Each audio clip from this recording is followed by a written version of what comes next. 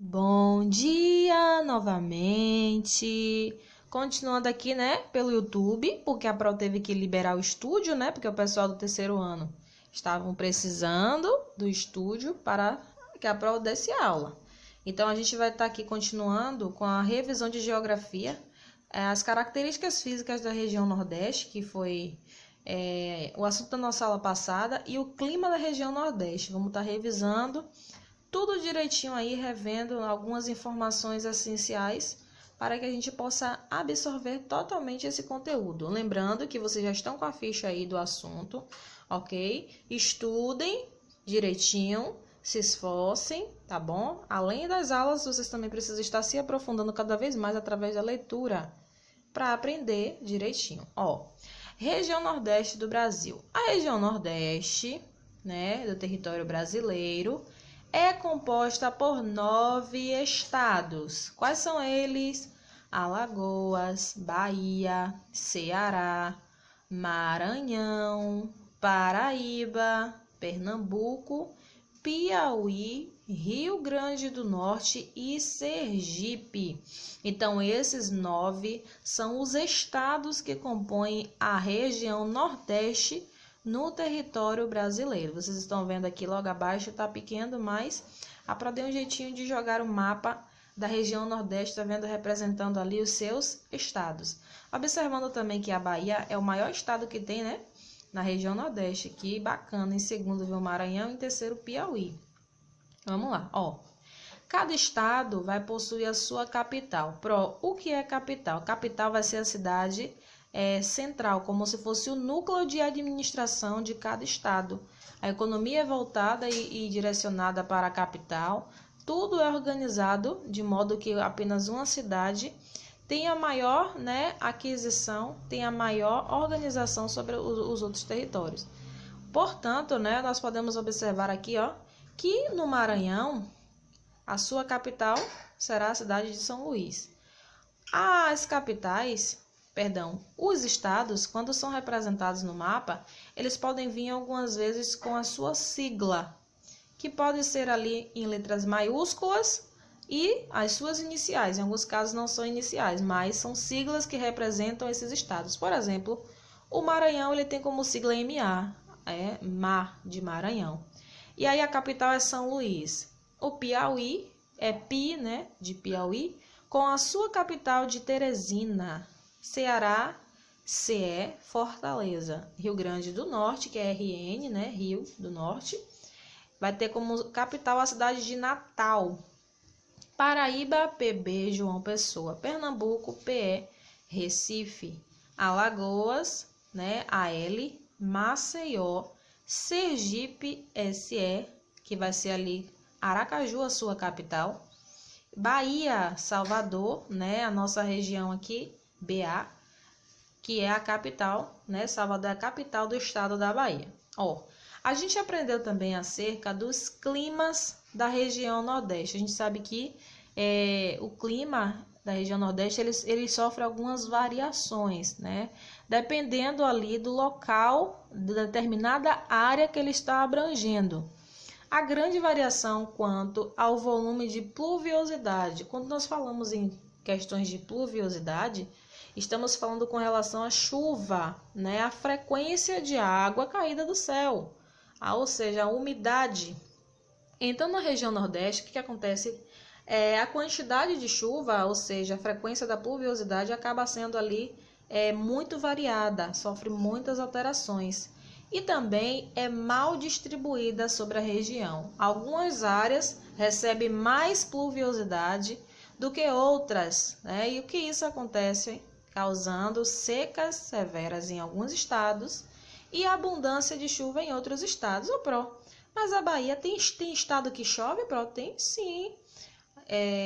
Lá Alagoas, Maranhão, essas regiões, esses territórios aí também, eles têm bastante chuva. Observe uma coisa, os climas encontrados na região Nordeste, nós podemos destacar 4, que são equatorial, tropical, semiárido, tropical continental e tropical litorâneo. Nós vamos conhecer cada um deles aqui. Conhecer não, vamos revisar, porque nós já conhecemos, estudamos na aula passada, eu trouxe para vocês até mesmo um slide. Jogou o mapa na tela, foi falando algumas características, foi citando e tal.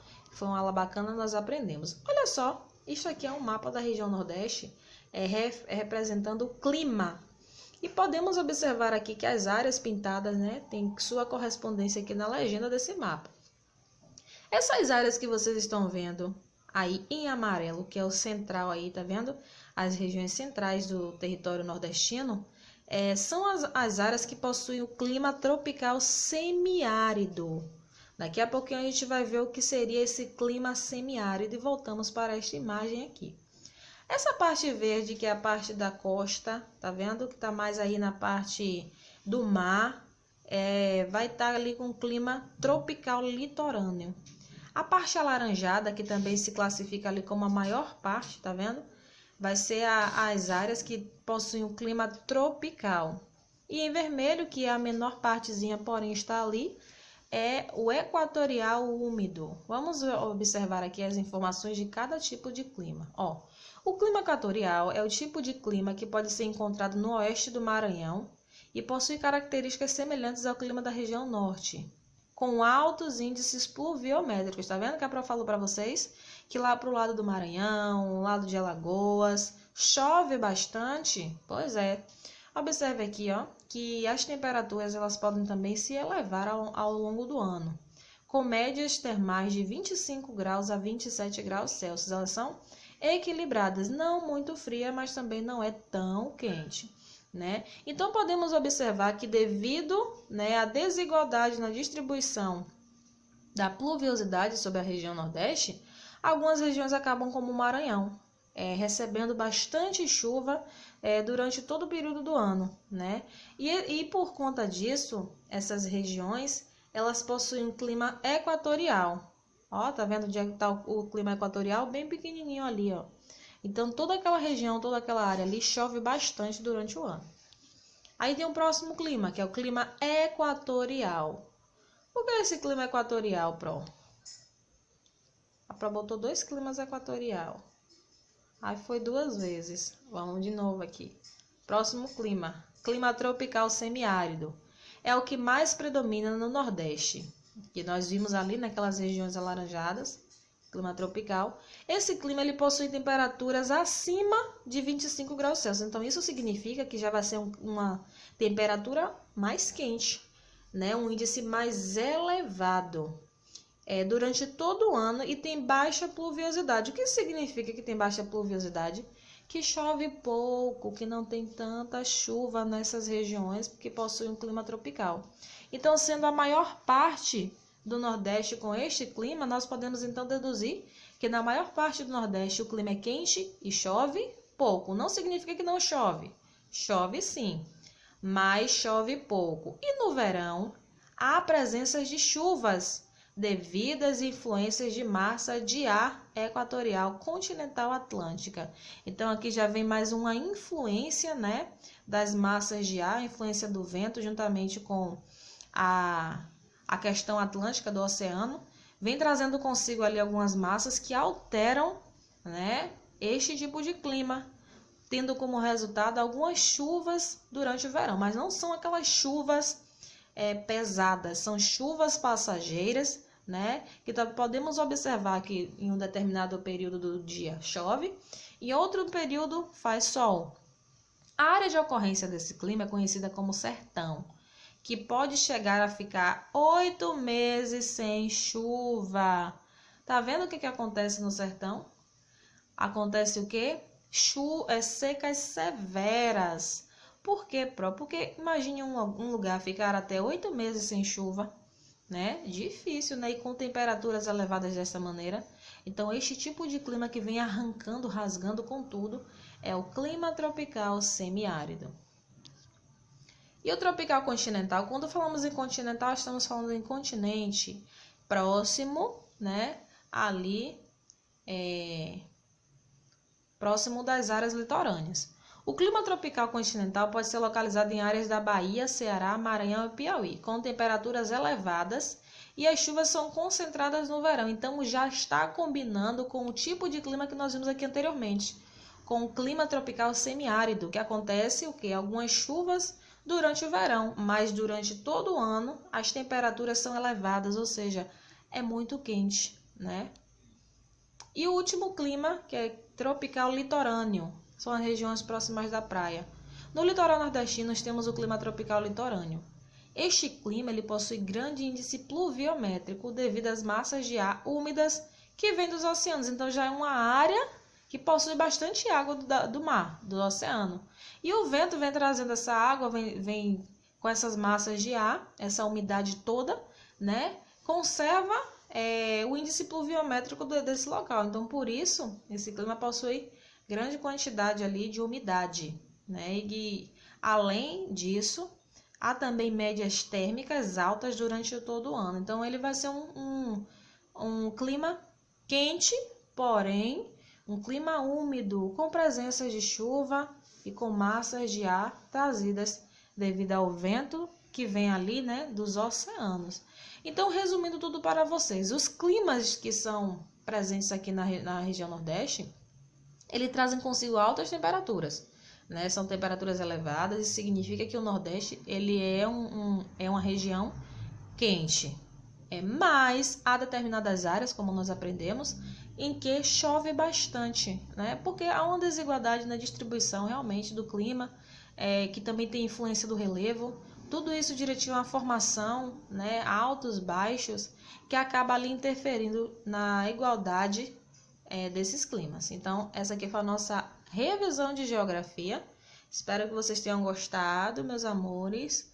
Se tiver dúvida ainda sobre a questão do clima da região Nordeste, sobre a capital, os estados, a sigla, ok? A questão da seca no sertão, pode estar perguntando à prova, viu? Eu quero finalizar essa aula deixando para vocês aqui, ó, este mapa do clima, viu? E depois dessa aula aqui, a prova vai botar mais uma aula para vocês, ok? Então, fiquem ligadinhos aí, que a gente vai continuar nosso estudo de hoje. Se tiver dúvida, já sabem, pergunta para a Pro no PV.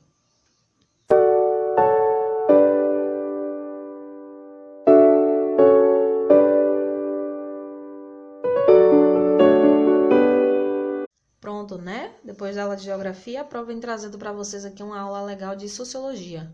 Na verdade, é mais uma revisão. Nós estaremos revisando o assunto dos amigos da fauna, né? Que aprendemos na videoconferência, discutimos a respeito, falamos ali acerca de todos os animais, né? E como seria a vida dos animais.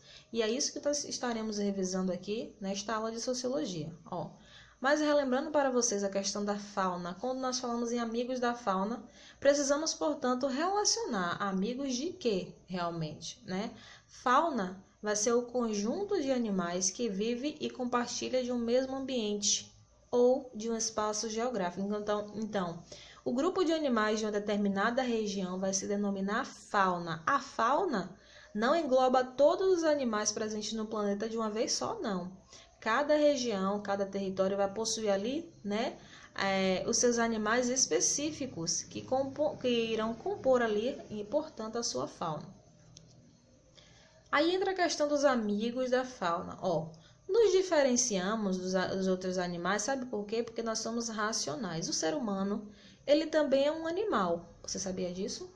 O ser humano é um animal, porém é um animal racional. Aquele animal capaz de pensar, de ter ideias e tomar decisões, e até mesmo de se comunicar através da fala. Então, é isso que nos diferencia dos animais, porque nós somos todos seres vivos.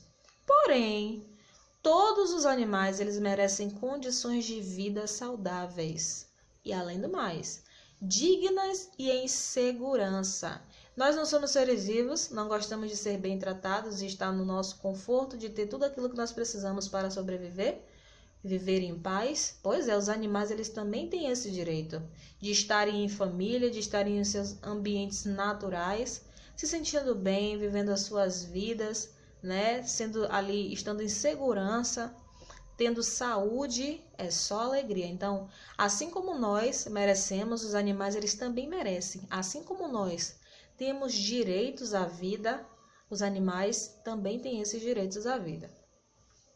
A maioria das pessoas gostam dos animais, né? A gente vê diariamente indo ao veterinário, postando foto.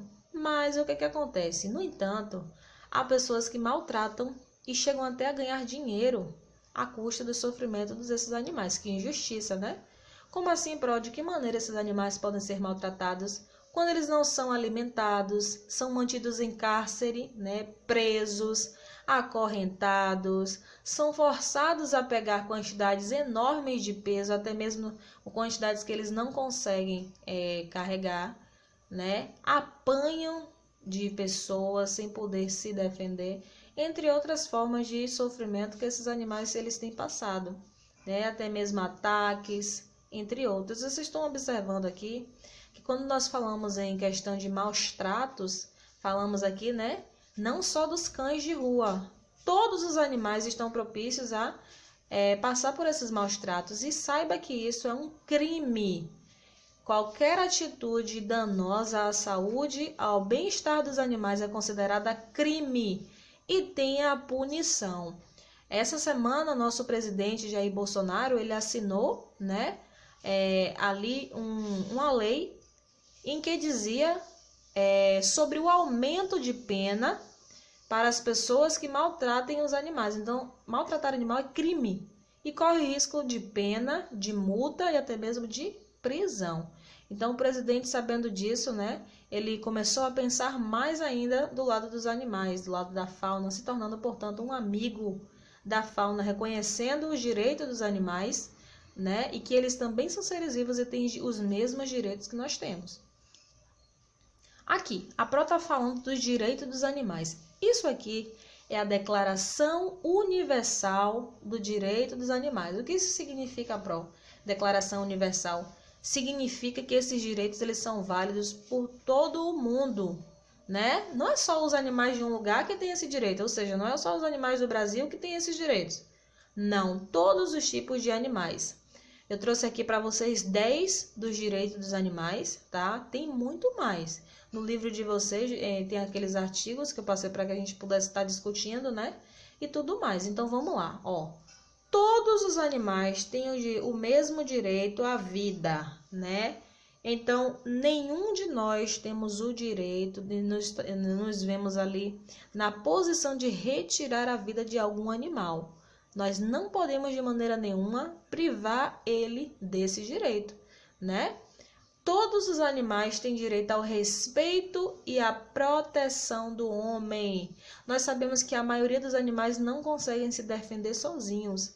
É por isso que eles sofrem maus tratos, eles sofrem calados, até porque alguns animais eles não têm como se comunicar, gritar, dizer que está sofrendo, né?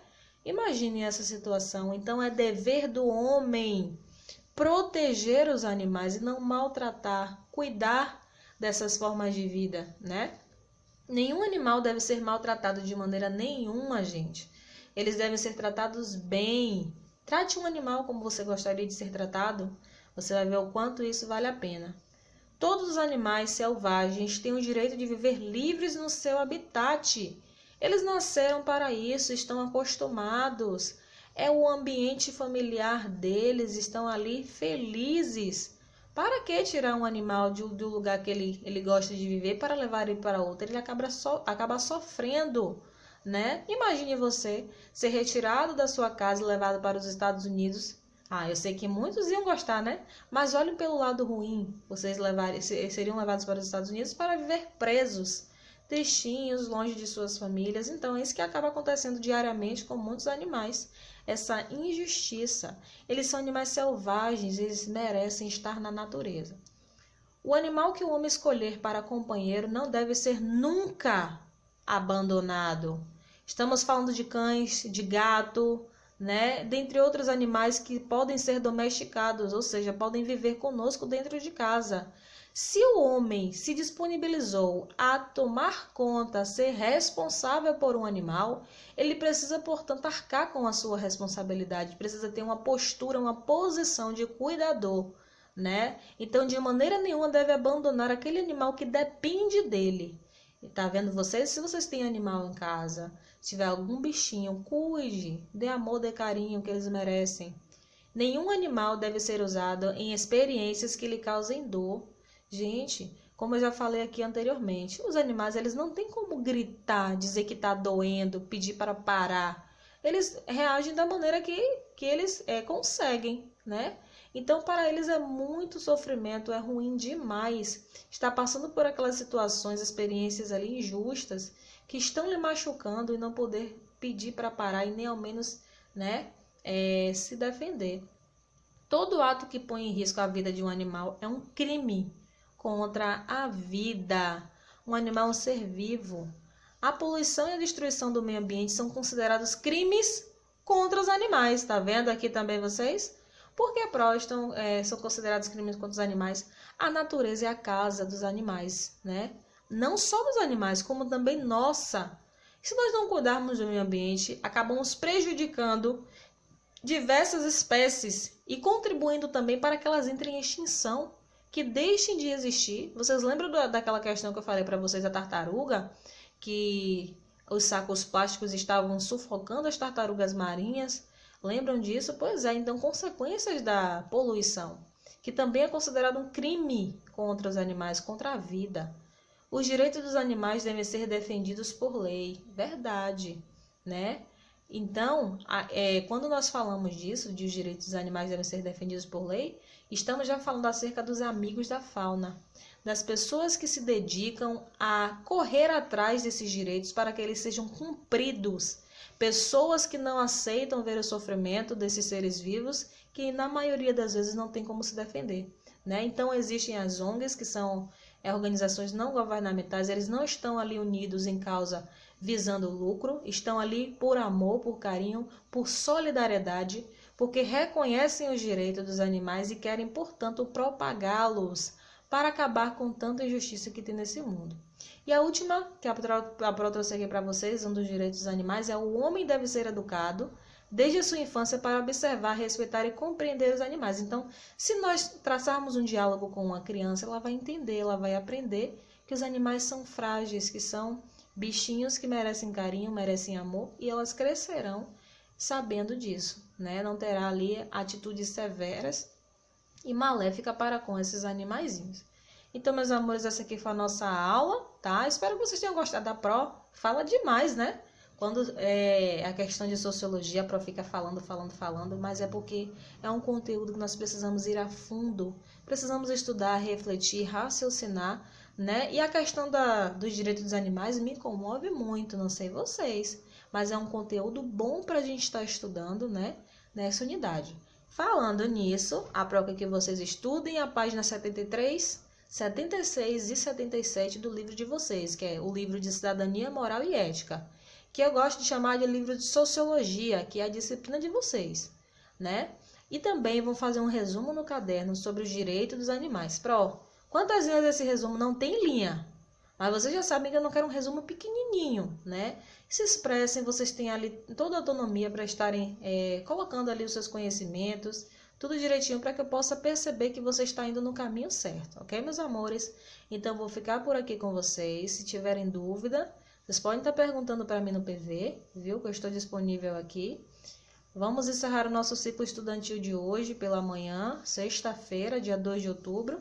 Tenham um ótimo fim de semana, estudem direitinho, ok? E nos veremos novamente na segunda-feira, pela manhã, no mesmo horário da nossa videoconferência. O grupo, vocês já sabem o horário que ele está aberto. A Pro abre ele 8 horas da manhã e fecha que horas? 7 horas da noite. O quarto ano está tendo o grupo aberto por mais tempo, porque as outras turmas não tem esse período todo, não. Ou é de tarde ou é pela manhã, né? Mas a Pro está dando um tempo suficiente para que vocês possam estar entregando as tarefas em dias. Viu, meus amores? Então, beijos.